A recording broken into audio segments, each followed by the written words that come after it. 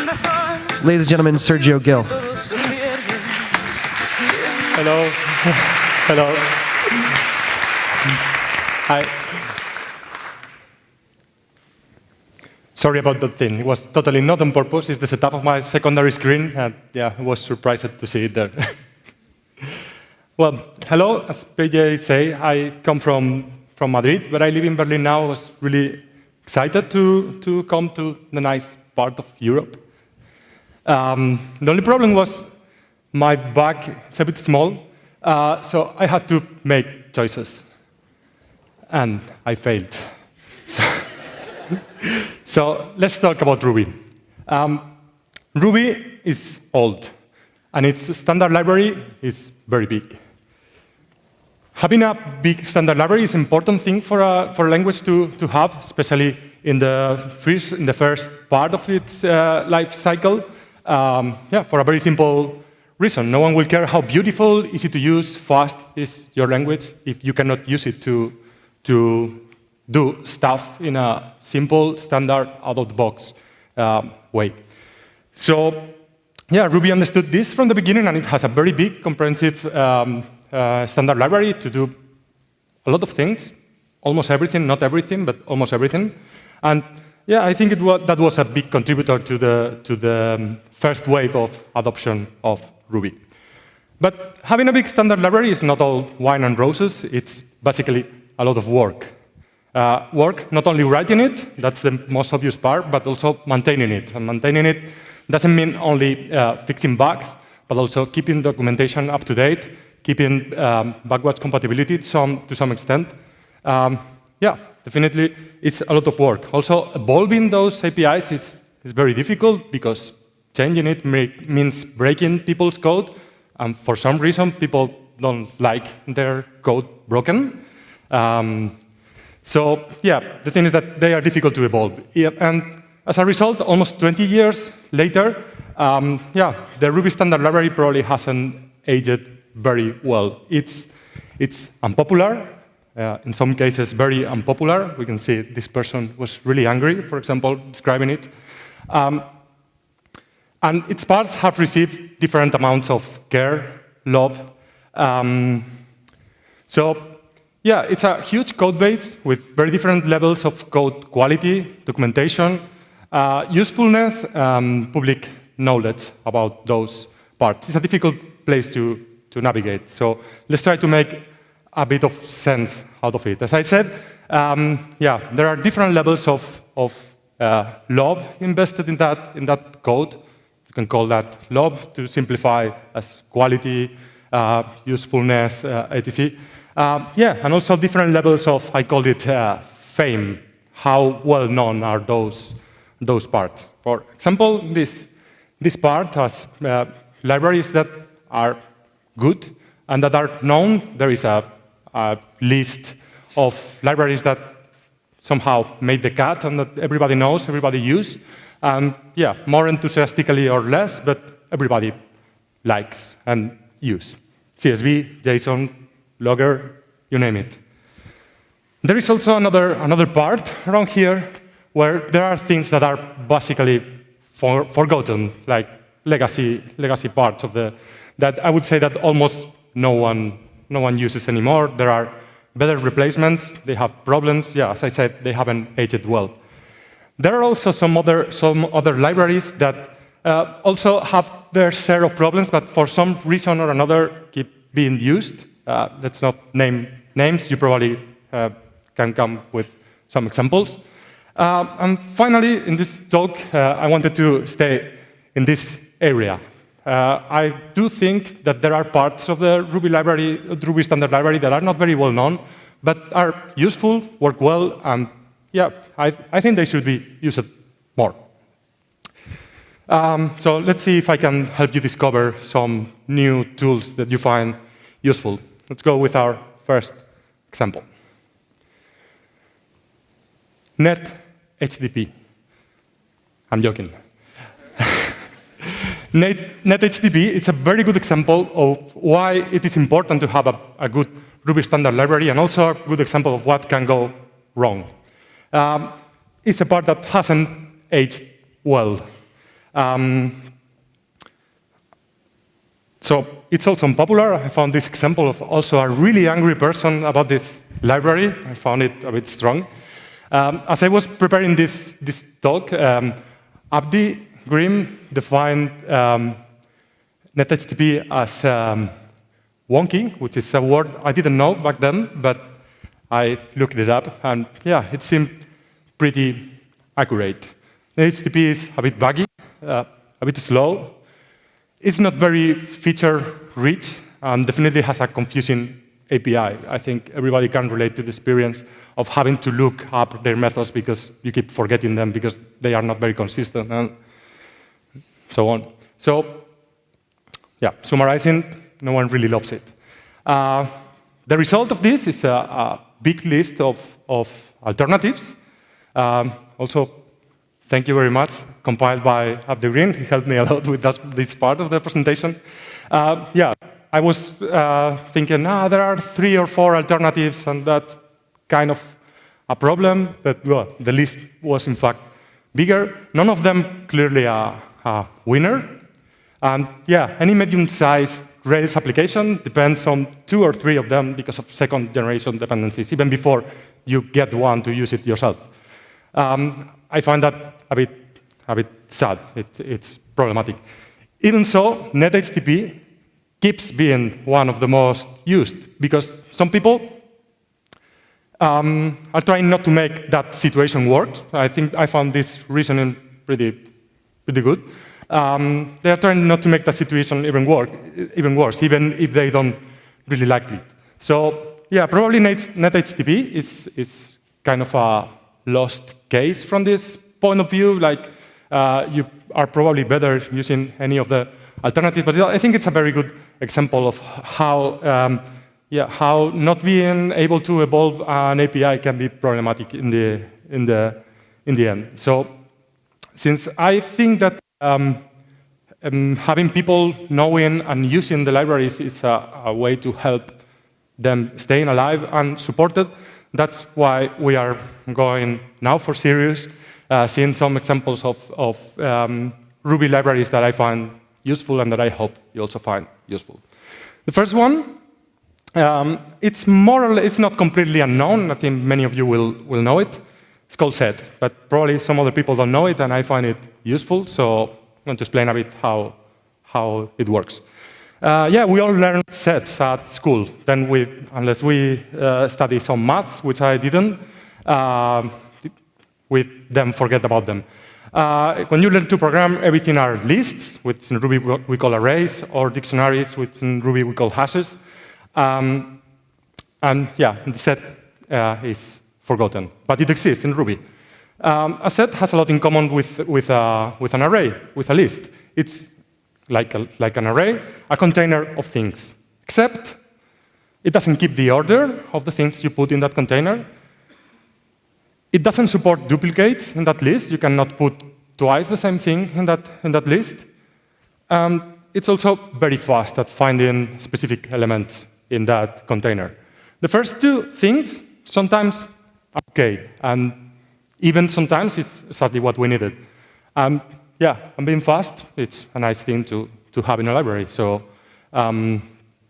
let's say, like the idea is that if you have arrays and you find yourself calling very often include or unique, probably what you want is not an array, but a set.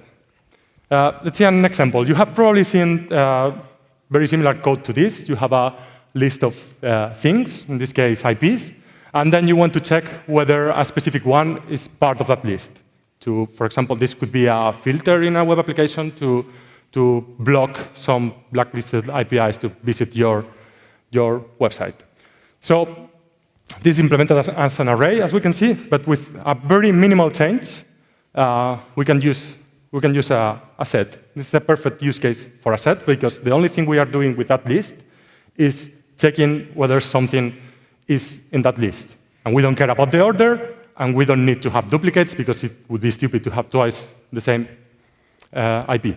So yeah, now we have the right data structure for the operation we are doing. It works exactly the same, except is much faster. With a small list, it's 3 times faster. The bigger the list, the more the difference.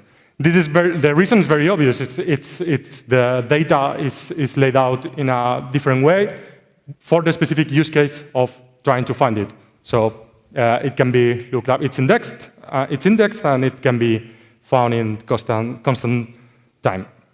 Other than that, we can do with a set pretty much the same things we do with arrays. We can combine them. We can add, remove elements. We can iterate over them. It's an enumerable, so you can do all the same things you can do with an array. But if the way you are using the data in it is that, finding an example, this is the right data structure, and it's already implemented in Ruby. So you can just require it and use it. Your code bases are probably full of arrays wanting to be set. So yeah, go find them. That was the first example. The second one, it's also a specialized list for some specific use case. It's called queue. A queue is also a specialized list, as I said. It's special in that it only supports adding items to that list from one side and reading them from the other as we remove it. That's how a queue works. On top of that, unlike array, is thread safe. And that's why we get it when requiring the thread library. A great use case for a queue is implementing a thread pool. That is something that sounds very sophisticated, but we are going to see that it's something very simple. You can imagine having this snippet of code. I think it's very easy to imagine because probably your code is full of these kind of things. You have a list, and for each of the items in that list, you need to do something. Or worse, you need to do something that is slow. What can we do about that? Well, a very obvious idea that can come to mind is trying to parallelize the process of doing those things. And a very simple way to do that is a parallel map. There are languages that include that. It's not a case of Ruby, but it's trivial to implement. For each item in the list, we spawn a new thread, which will do whatever we need to do with that item, and then we will join all the threads that is waiting for them to finish. This will work, but it has a problem. The list can be very big, very long. For example, it can be the biggest file you can find in your computer, let's say 10 gigabytes. Then probably if you have a file with 10 million lines, you probably don't want to open those many threads. It's an anti-pattern parallelism when the number of threads depends directly on the size of the input. For 2 reasons. One is that the benefits of more threads are decreasing because of the overhead and the changes of context. Well, the other reason is more trivial. You can just open 10 million threads and expect it to work because it won't. The way to overcome this problem, as I said, is a thread pool, which sounds very sophisticated, but it's a very simple idea. Instead of making the number of threads depending on the size of the input, we choose a fixed number of threads instead of creating new ones for each item, and we have them working in parallel with the items. And that's what we will use the queue for. So this is the implementation. It's probably the longest and most complicated example in the whole talk, so let's go to see it slowly. As I said, we decide a number of threads. Arbitrarily, I chose 20. We can probably fine-tune it later. But the important part is that it doesn't depend on the size of the input. No matter how big is the list, there will be 20 threads. The next thing I will do will be creating that queue. And then I will open that number of threads, 20. In each of those threads, what those threads are going to do is to have a loop in which they would get an item from the list, from the queue, and process it. And then another one, and another one, and another one. There is a specific conditional, which is I will treat a special item called the symbol end as a signal for the process to finish. So when the item that I get is the symbol end, instead of processing it, I finish the loop. So once I have those 20 threads working, I will go through the list and put the items in the queue. And since the queue is thread safe, I won't have the problem of having two workers getting the same item. They would be all getting the next available item and processing it. So at the end, the only thing I need to do is to queue those many end messages, and the threads the workers will stop processing items and just need to wait for the threads to finish. And that's all. It's kind of complicated, but it's not very long. I explained it in 2 minutes.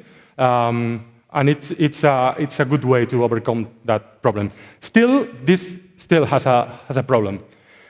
Since we have independent producer, which is this line that puts items on the queue, and independent processors, we have 20 of them, getting them, they are independent. They have different speeds, so to say. So it's possible that the producer produces items faster than the processors process them. That's a difficult sentence. So what will happen in that case is that the items will keep accumulating in the queue. So if we go back to our example of the 10 million lines we wanted to process, what will effectively happen is that this line would be reading the whole file and putting all the lines in the queue in memory. That's also something that we probably don't want to do, put that huge file in memory, the same way we didn't want to open those many threads. Fortunately, thanks to something that is also part of this library, that's a very easy problem to solve. You see that the change is really small. There is another variant of the queue that is called sized queue, also part of the thread library, that gets a parameter, which is a size. What does this size mean? I also set it arbitrarily to twice the number of workers. That's also something that we can tune, but the idea is that it's fixed.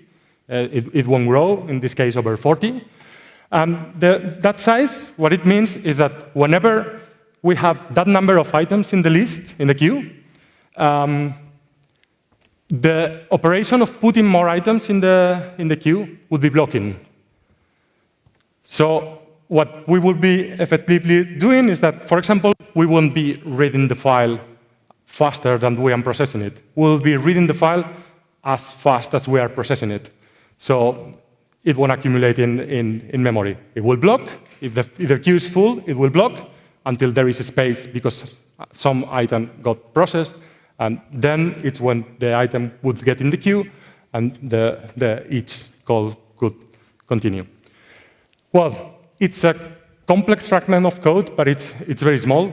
There are gems for background tasks like Resque and Sidekick and implementation of the Apton models like Celluloid. But yeah, the whole idea is that the task you are doing is simple.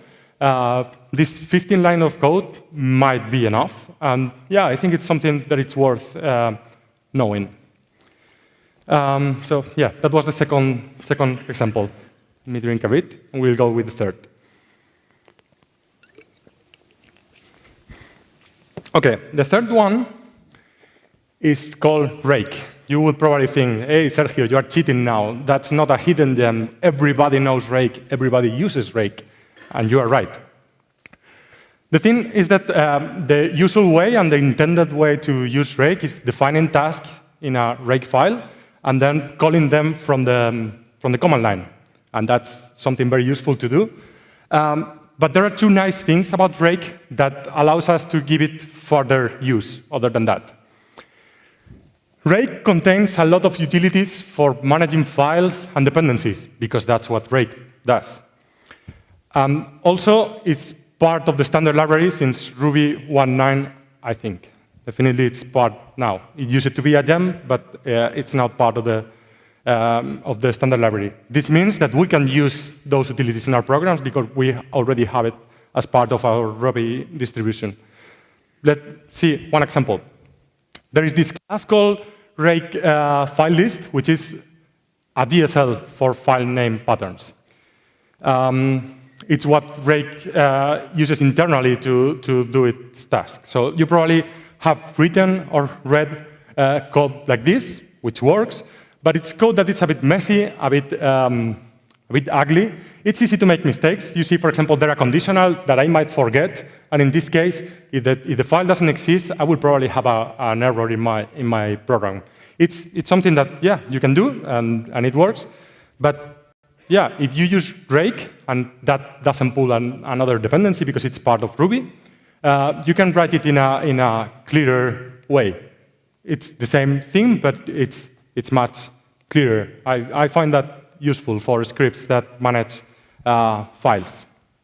Another example of a feature that is present in rake that might be useful for our programs is its ability to decide whether some tasks need to be performed or not based on the timestamp of a series of files, which is another one of the things that rake does. There is a class called rake file task that does exactly this, and that is what rake uses internally to do its job. So let's see this example. We use rake file task to set a dependency on that file called checksum.md5, depending on the list of files we defined before. And yeah, that basically calculates a checksum of the concatenation of all the files. If the files don't change, I don't need to recalculate that checksum, and I won't do it.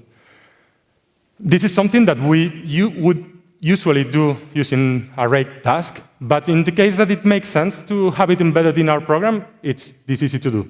Require the library and these 3 lines of code. By the way, this fragment of code has a bug. If we happen to have a file whose name contains an space, it will break. It will break because we are naively just joining the file names using a space. When we generate the command line to calculate the checksum, that won't work because the shell would be interpreting that as 2 different files. None of them exist, so it fails. We can fix that very easily with another library that is present in Ruby. It's called shellwords. Shellwords is a library that implements the logic that a shell uses to parse a command. It implements it for you to use it in Ruby programs. So, for example, I can split a string using the same logic that the shell would use. In this case, I have these 4 numbers. The last of them contained an space, so it would be split there, but we are using quotes, and that in a shell, what that means is that it's 1 parameter. We are grouping these 3 words in only 1 parameter. That's exactly what shellwords.split does. It splits it correctly. Another example, we just saw that quotes have a special meaning in a command line. So this is broken. I have that file name, which is completely legal. I call that command, and that fails because the shell will try to find the closing quote, and it's not there, so it would fail. But the shellwords class includes a method called escape that will fix the file name for it to work in a command line. It will escape using backslashes so that it knows that it's not a real quote, but just part of the file name. And finally, we can use another thing that we have in the shellwords library called shelljoin to fix our bug. Instead of naively joining using a space, I join them using this method, and this will work. Will fix our bugs. So if you're writing programs that manipulate files and command lines, and that's a very good task for Ruby as a scripting language, you will probably find the rake libraries and the shellword library useful. So that was another example. Sorry, thirsty. OK, let's go with another example. This one is a recent addition to the Ruby standard library. It's called Fiddle. Native extensions, like the kind you use to wrap native libraries, like, for example, the MySQL client that probably all of you have used at some point doing websites or whatever, it's a lot of work. It involves writing a lot of glue code in C, and it's generally scary. I don't know how many of you have ever done that. Not me. It's really scary. It looks really difficult. I have never done anything similar. Not only writing them, even installing them can be challenging. You have probably seen this kind of error installing a gem. That glue code is written in C and needs to be compiled when you install the gem.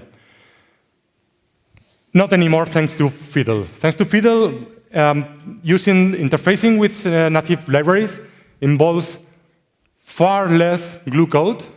On top of that, that glue code is written in Ruby, which it means not only that it's easier, but very importantly, it doesn't need to be compiled. So there is no compilation step. If the binary library is in your system, this will work. For the example I was going to show, instead of using an existing library to interact with it, that example would be a bit long and a bit complex. I wrote my own very simple library. It's really simple. But still sits at the limit of my ability to write C. Well, in fact, I needed to ask a coworker because it didn't compile at first time.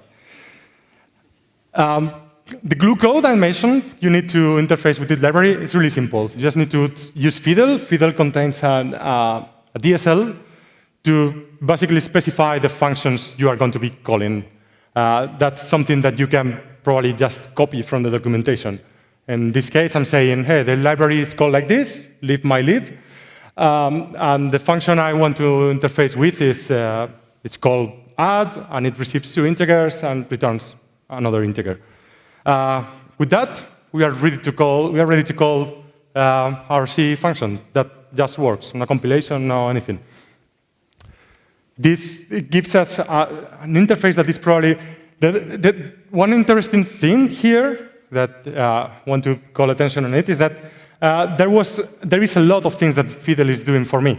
For example, the mapping of the types. I didn't need to do anything. I'm passing Ruby numbers, and I'm getting back a Ruby number, and Fiddle is taking charge of turning them into C integers and back.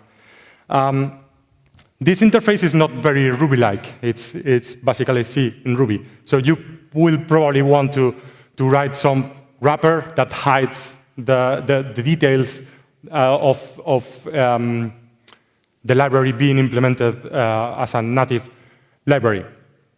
This example is really stupid for adding 2 numbers, but it's the kind of code you would be writing to wrap a native library, especially when you are dealing with pointers, for example.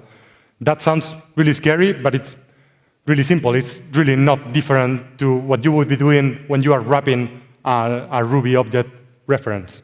You just want it not to show out of your class. So yeah, I found that useful to interact with external libraries that already exist, so you don't need to implement features. They would be usually fast.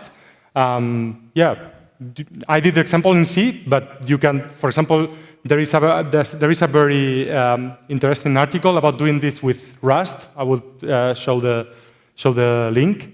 It's a very interesting way to interface using Fiddle with a library written in Rust. I found this thing useful. Our last example is something called pstore. This is really fun. I don't know if any of you have heard about NoSQL. It's something that is kind of trendy since 2009, according to Google Trends. Well, Ruby has had a NoSQL database embed since the 90s, like forever. It has been there forever. You probably won't want to base your new massive web service on it because it has its limitations. But if it covers all your needs for your local script to have some persistence without having to manually serialize to some format like JSON or YAML, it's really useful. A good example of a use case, I'm using it for tracking my weight. It's working really well.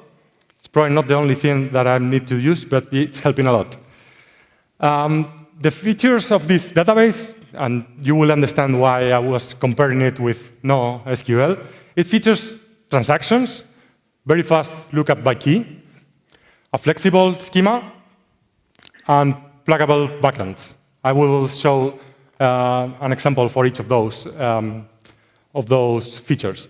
How does it work? I just need to require the library and instantiate it, pass in a file name. It will use that file name as the store. If it doesn't exist, it will create it. If it still exists, it will load it. Very simple. Its interface is very similar to that of a hash. We have the square brackets to get and set values. We can use fetch to get with a default. So yeah, this looks like a hash, but it's a database. In fact, this doesn't work. I said it features transactions. I need to open a transaction to be able to store data on it and to be sure that no other thread or process is doing that at the same time and that I get to some inconsistent state. If I use transactions, this just works. I can store that data and then get it back. Since I have transactions, I can do this kind of examples that it's the most pure example of transaction. I can atomically increment and decrement a counter that, that works as expected. No other thread or process would see the intermediate inconsistent state. You have probably observed that I was using a string before. Now I'm using integers. I can store any Ruby object with some exceptions, not very relevant, like procs. Yeah, as I say, you can store almost any kind of Ruby object, like nested hashes with different data types. That works. I can increment atomically. I can increment something that is in the nested hash. It works. If I get that, I will get the expected data. The default format for storage is marshalling, which is it's probably, for this use case, the most efficient, most fastest, and most efficient in space. And as I said, it supports almost every kind of Ruby object, but it has a limitation that it's a binary format, so it's not human readable, and also it's not guaranteed the compatibility between Ruby versions, so it's probably not very convenient. But as I said, there are pluggable backends. The standard library contains one in YAML. I just need to require it. The initialization is different because I'm using a different class, but the rest of the examples just work. And this is what I get stored. That is probably more convenient. If you have a look at this file, YAML store, you will see that it's really easy to implement your own storage. In this case, I implement a very naive JSON store. You just need to inherit from pstore and override those two methods, dump and load. I just delegate on the JSON library, and yeah, that just works as expected. I'm storing that data as before, with the only change that I now can only use strings as keys. Yeah, that's what I will have in my file. If you write scripts that have some modest needs for having some persistence, as my weight tracking example, pstore is perfect for that. You don't need to manually serialize your data. So these are just some examples. We are actually almost out of time. You can find more probably if you have a look. The Ruby standard library might not be, as we saw, in the best shape of the world as a whole, but as I showed, there are some useful pieces of code in there. I encourage you to explore them, find if they are useful to you, to be critical, because as we saw, unfortunately, the fact that they are part of the standard library doesn't guarantee that they are in the best shape. But yeah, also the opposite is not true. The fact that they are part of the standard library doesn't mean they are bad. So I encourage you to have a look at everything that is there, and you will probably, as it happened to me, find something that surprises you and that you find useful. Finally, I encourage you also to talk about your discoveries. I think a big factor of keeping those libraries alive is to have the community knowing about them and using them. So yeah, talk about what you discover. Write a blog post, talk in your local Ruby user group, or if they let you, in a nice conference like this one. Thank you.